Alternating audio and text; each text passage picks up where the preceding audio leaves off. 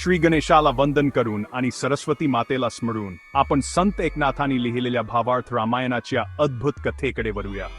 ही गोष्ट आहे अयोध्येचे पराक्रमी राजा दशरथाची. दशरथ राजा मोठे शूर, न्यायी आणि प्रजेवर प्रेम करणारे होते. त्यांचे राज्य खूप मोठे होते, संपत्तीची काहीच कमी नव्हती. त्यांच्याकडे कौसल्या, सुमित्रा आणि कैकेयी यांसारख्या सुंदर आणि गुणी राण्या होत्या. सगळी प्रजा त्यांच्यावर खूप प्रेम करायची. पण एवढं सगळं असूनही राजा दशरथाच्या मनात एक मोठी चिंता होती. त्यांच्या राजमहालात लहान मुलाच्या हसण्याचा आवाज येत नव्हता. त्यांना अजून पुत्र झाला नव्हता आणि हीच गोष्ट त्यांना आतून खात होती. राजा दशरथ अनेकदा आपल्या सिंहासनावर बसून विचारात गढून जायचे. त्यांना वाटायचे, माझ्या या एवढ्या मोठ्या राज्याचा वारस कोण होणार? माझ्या रघुकुलाचा वंश पुढे कसा चालणार? हे दुःख त्यांना इतके मोठे वाटायचे की राजवैभवाचा त्यांना काहीच आनंद मिळत नव्हता. त्यांच्या तीनही राण्यांनाही हे दुःख जाणवायचे, पण त्या राजाला धीर देण्याचा प्रयत्न करायच्या. मी पुत्रप्राप्तीसाठी अनेक यज्ञ केले, दान धर्म केला, ऋषी मुनींचे आशीर्वाद घेतले, पण माझ्या नशिबात अजून पुत्रसुख लिहिले गेले नाही. दिवसेंदिवस माझी निराशा वाटते आहे आणि चेहऱ्यावरची चिंता स्पष्ट दिसते आहे. एक दिवस राजा दशरथ आपल्या गुरु वशिष्ठजींकडे गेले आणि म्हणाले, गुरुदेव, मी काय करू? मला पुत्रप्राप्ती का होत नाही? माझ्याकडून अशी कोणती चूक झाली आहे ज्यामुळे मला हे दुःख भोगावे लागत आहे? त्यांच्या आवाजातली व्याकुलता आणि डोळ्यातले पाणी पाहून गुरु वशिष्ठांना त्यांची दया आली. त्यांनी राजाला शांत केले आणि सांगितले की प्रत्येक गोष्टीची एक वेळ असते. त्यांनी राजाला धीर धरण्यास सांगितले आणि देवावर विश्वास ठेवण्यास सांगितले. पण राजाचे मन काही शांत होईना. त्यांना वाटत होते की त्यांच्या जीवनाचा काहीच अर्थ नाही आणि ही विरक्ती त्यांना राजकारभारातून दूर नेत होती. याच मनस्थितीत राजा दशरथाने आपले मन रमवण्यासाठी शिकारीला जाण्याचा निर्णय घेतला. त्यांना वाटले की जंगलातील शांत वातावरणात आणि शिकारीच्या थरारात त्यांचे दुःख थोडे कमी होईल. त्यांनी आपल्या मंत्र्यांना राज्याची जबाबदारी सोपवली आणि काही निवडक सैनिकांसह ते शरयू नदीच्या काठावर असलेल्या घनदाट जंगलाच्या दिशेने निघाले. त्यांना माहीत नव्हते की ही शिकार त्यांच्या आयुष्याला एक वेगळेच वळण देणार होती. हीच ती वेळ होती जेव्हा त्यांच्या नशिबात एक मोठी शोकांतिका आणि एक भयंकर शाप लिहिला होता, जो त्यांच्या भविष्याला आकार देणार होता. जंगलात पोहोचल्यावर राजा दशरथाने आपले लक्ष शिकारीवर केंद्रित करण्याचा प्रयत्न केला. रात्र झाली होती आणि सगळीकडे शांतता पसरली होती. चंद्रप्रकाशात जंगल गूढ आणि सुंदर दिसत होते. राजा दशरथ एकटेच धनुष्यबाण घेऊन शरयू नदीच्या काठी एका झाडामागे लपून बसले. त्यांना शब्दवेधी बाण चालवण्याची कला अवगत होती, म्हणजे ते फक्त आवाज ऐकून अचूक निशाणा साधू शकत होते.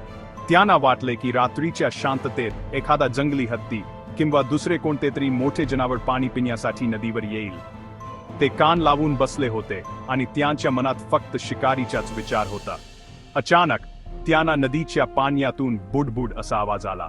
त्यांना वाटले की नक्कीच एखादा मोठा हत्ती आपल्या सोंडेने पाणी पित आहे. त्यांनी अजिबात वेळ न घालवता आवाजाच्या दिशेने आपला अचूक शब्दवेधी बाण सोडला. बाण सुटताच एका क्षणात जंगलाची शांतता भंग झाली. पण हत्तीच्या किंचारीऐवजी त्यांना एका माणसाच्या वेदनादायक किंकारीचा आवाज आला. आई ग बाबा ग, मला बाण लागला. हा आवाज ऐकून राजा दशरथ हादरले. त्यांच्या हातातून धनुष्य गळून पडले. त्यांच्या लक्षात आले की त्यांच्याकडून खूप मोठी चूक झाली आहे. राजा दशरथ आवाजाच्या दिशेने धावत गेले. तिथे गेल्यावर ते पाहिले, ते पाहून त्यांच्या पायाखालची जमीन सरकली. नदीच्या काठावर एक तरुण मुलगा रक्ताच्या थारोळ्यात पडला होता आणि त्याच्या छातीत त्यांचा बाण घुसला होता. तो मुलगा दुसरा कोणी नसून श्रावण बाळ होता. तो आपल्या अंध आई वडिलांना कावडीतून तीर्थयात्रेला घेऊन चालला होता. त्याच्या आई वडिलांना तहान लागल्यामुळे तो नदीवर पाणी भरण्यासाठी आला होता. बारा, तू कोण आहेस? माझ्याकडून ही काय भयंकर चूक झाली? महाराज, मी श्रावण आहे. माझे अंध आई वडील जवळच्या तहानलेले बसले आहेत.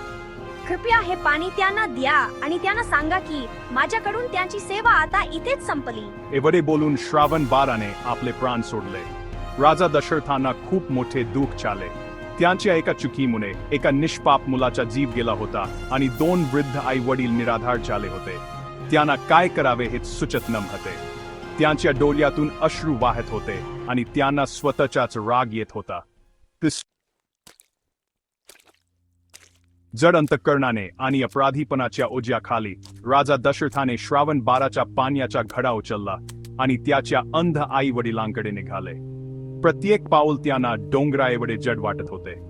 जेव्हा ते त्या वृद्ध जोडप्याच्या झोपडीजवळ पोहोचले तेव्हा त्यांना आतून आवाज आला, 12 श्रावणा, किती उशीर केलास? आम्ही तहानेने व्याकुळ झालो आहोत.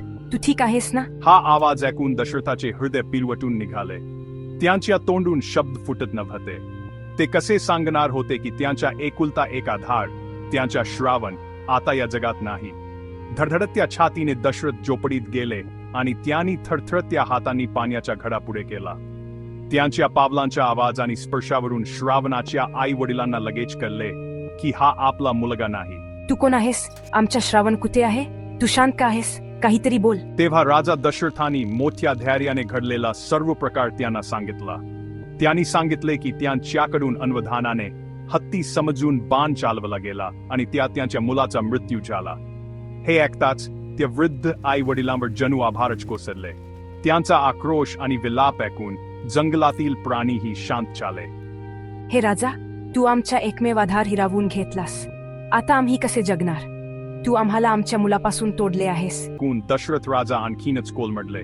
त्यांनी त्यांची खूप गयावया केली, माफी मागितली, पण त्या दुःखी आई वडिलांचे मन शांत झाले नाही. त्यांनी राजाला आपल्या मुलाचे अंत्यसंस्कार करण्यास सांगितले. राजा दशरथाने श्रावण 12च्या पार्थिवाला अग्नी दिला. त्यानंतर त्या वृद्ध जोडप्यानेही त्या चितेत उडी घेऊन आपले प्राण त्यागले. एका क्षणात राजा दशरथाच्या एका चुकीमुळे 3 जीव गेले होते. हा शाप आणि हे अपराधीपणाचे ओझे घेऊन दशरथ अयोध्येला परत आले. हा प्रसंग त्यांच्या मनावर कायमच्या कोरला गेला. त्यांना आता पुत्र न होण्याची चिंता तर होतीच, पण त्यासोबतच पुत्रवियोगाचा शाप मिळाल्याने ते आणखीनच खचून गेले. त्यांना वाटू लागले की त्यांच्या नशिबात पुत्र सुख नाही आणि जरी ते मिळाले तरी ते त्यांच्यापासून दूर जाणार आहे. श्रावण 12च्या घटनेनंतर काही काळ लोटला. राजा दशरथ अजूनही त्या दुःखातून आणि शापाच्या धक्क्यातून सावरले नव्हते. अशातच देवांचे राजा इंद्राचा एक संदेश त्यांच्यासाठी आला. शंभरासूर नावाच्या एका अत्यंत शक्तिशाली राक्षसाने स्वर्गावर हल्ला केला होता आणि देवांचा पराभव होत होता. हे दशरथ, आमच्यावर संकट आलं आहे. शंभरासुराने आमच्यावर आक्रमण केलं आहे. आमचे रक्षण करण्यासाठी कृपया तात्काळ स्वर्गात या. दशरथ एक महान योद्धा होते आणि त्यांचे शौर्य सर्वत्र प्रसिद्ध होते. त्यांनी लगेचच आपले सैन्य तयार केले आणि युद्धासाठी निघण्याची तयारी केली. यावेळी त्यांच्या सोबत त्यांची सर्वात धाकटी आणि प्रिय राणी कैकेयी सुद्धा युद्धाला जाण्याचा हट्ट धरून बसली. महाराज, मी सुद्धा तुमच्या सोबत युद्धात येणार. हे केवळ तुमचे कर्तव्य नाही, माझे सुद्धा आहे. कैकेयी, तुझी इच्छा मी मान्य करतो. तू माझ्यासोबत येऊ शकतेस. कैकेयी फक्त सुंदरच नव्हती, तर ती एक कुशल सारथी आणि शूर योद्धा सुद्धा होती. दशरथाने तिचा हट्ट मान्य केला आणि दोघेही रथात बसून स्वर्गाच्या दिशेने निघाले. स्वर्गात पोहोचल्यावर देवामध्ये आणि राक्षसामध्ये घनघोर युद्ध सुरू झाले. दशरथ राजा मोठ्या पराक्रमाने लढू लागले. ते एकामागून एक राक्षसांचा संहार करत होते. पण शंभरासूर खूप मायावी होता.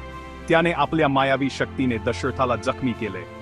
युद्धाच्या गदारोळात दशरथाच्या रथाच्या चाकाची एक खीर निखंडून पडली. रथ एका बाजूला कलू लागला आणि कोसळणार इतक्यात कैकेयीच्या लक्षात आले. जर रथ कोसळला असता तर राजा दशरथ राक्षसांच्या हाती लागले असते. एक क्षणी विचार करता राणी कैकेयीने त्या निखळलेल्या खिरीच्या जागी आपले बोट घातले. चाकाचा दाब आणि वेगामुळे तिला प्रचंड वेदना होत होत्या, पण तिने आपले बोट काढले नाही. तिने राजाला करूही दिले नाही की रथ तिच्यामुळे उभा आहे. दशरथाने आपले युद्ध चालूच ठेवले आणि अखेरीस शंभरासुराचा वध केला. देवांचा विजय झाला. युद्ध संपल्यावर जेव्हा दशरथाचे लक्ष आपल्या रथाकडे गेले तेव्हा त्यांना कैकेयीच्या बोटाला झालेली भयंकर जखम दिसली. कैकेयी, आज तुझ्यामुळे माझा जीव वाचला आणि देवांचा विजय झाला. तुझ्या या शौर्यावर मी खूप प्रसन्न आहे. तू माझ्याकडे कोणतेही 2 वर माग, मी ते पूर्ण करण्याचे वचन देतो. महाराज, तुमची सेवा करणे हे माझे कर्तव्य आहे. मला आता काहीही नको. जेव्हा मला गरज वाटेल तेव्हा मी हे 2 वर तुमच्याकडे मागून घेईन. दशरथाने तिचे म्हणणे मान्य केले. त्यांना माहीत नव्हते की हेच 2 वर भविष्यात अयोध्येच्या आणि त्यांच्या स्वतःच्या नशिबात एक मोठे वादळ आणणार होते. स्वर्गातील विजयानंतर राजा दशरथ अयोध्येला परतले, पण त्यांच्या मनातील पुत्र प्राप्तीची इच्छा आणि शापाची भीती अजूनही कायम होती. आता त्यांचे वयही वाढत होते. एके दिवशी देवगुरु बृहस्पती त्यांच्या भेटीला आले. त्यांनी राजाची चिंता ओळखली आणि त्यांना एक उपाय सांगितला. हे देवगुरु, माझ्या मनातील ही चिंता काही जात नाही. मला पुत्राची फार इच्छा आहे, पण त्या शापाची भीतीही सतावत आहे. तेव्हा बृहस्पती म्हणाले, हे राजा, तुम्ही पुत्रकामेष्टी यजी करा. हा यजिन शृंगी ऋषींच्या मार्गदर्शनाखाली केल्यास तुम्हाला नक्कीच पुत्रप्राप्ती होईल. हा उपाय ऐकून दशरथाच्या मनात आशेचा एक नवीन किरण निर्माण झाला. पण एक अडचण होती. शृंगी ऋषी हे स्त्रियांपासून दूर एकांतात तपश्चर्या करत होते. बृहस्पतीने सांगितले की शृंगी ऋषींना अयोध्येत आणण्याचे काम फक्त राजा दशरथाची मानलेली मुलगी शांता करू शकते. शांता ही दशरथाचीच मुलगी होती, पण त्यांनी ती आपले मित्र आणि अंग देशाचे राजा रोमपाद यांना दत्तक दिली होती. शांता खूप सुंदर, गुणी आणि सुशील होती. दशरथाने रोमपादाकडे निरोप पाठवला आणि शांताला शृंगी ऋषींना अयोध्येत आणण्याची विनंती केली.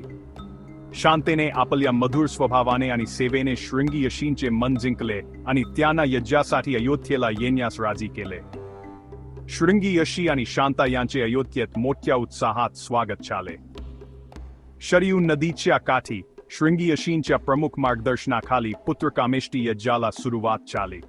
राजा दशरथ आणि त्यांच्या तिन्ही राण्या कौसल्या, सुमित्रा आणि कैकेयी मोठ्या श्रद्धेने यज्ञात सहभागी झाले. संपूर्ण अयोध्या नगरीत एक पवित्र आणि मंगलमय वातावरण निर्माण झाले होते. यज्ञाच्या शेवटी यज्ञाच्या अग्निकुंडातून एक दिव्य पुरुष प्रकट झाला. त्याच्या हातात सोन्याच्या वाटीत खिरीचा प्रसाद होता. त्याने तो प्रसाद राजा दशरथाला दिला आणि सांगितले, हे राजा, हा देवानी पाठवलेला प्रसाद आहे. हा तुझ्या राण्यांना खाऊ घाल. तुझी इच्छा नक्की पूर्ण होईल. राजा दशरथाने मोठ्या आनंदाने ती खिरीची वाटी घेतली. त्यांनी त्या प्रसादाचे समान भाग करून आपल्या तिन्ही राण्यांना दिले. कौसल्या आणि कैकेयीने आपला अर्धा भाग घेतला आणि सुमित्रेने दोघींच्या भागातील थोडा भाग घेतला. हा प्रसाद ग्रहण केल्यानंतर काही काळानंतर तिन्ही राण्या गर्भवती राहिल्या. महाराज, हे खरंच आश्चर्यकारक आहे. आपल्या आयुष्यात अखेर आनंदाचे दिवस आले. ही बातमी ऐकून संपूर्ण अयोध्येत आनंदी आनंद पसरला. दशरथाचे अनेक वर्षांचे स्वप्न आता पूर्ण होणार होते. त्यांच्या मनात शापाची भीती होती, पण पुत्रांच्या जन्माच्या आनंदापुढे ती भीती दबून गेली. लवकरच अयोध्येच्या राजमहालात 4 राजकुमारांचा जन्म होणार होता, जे पुढे राम, लक्ष्मण, भरत आणि शत्रुघ्न या नावाने ओळखले जाणार होते.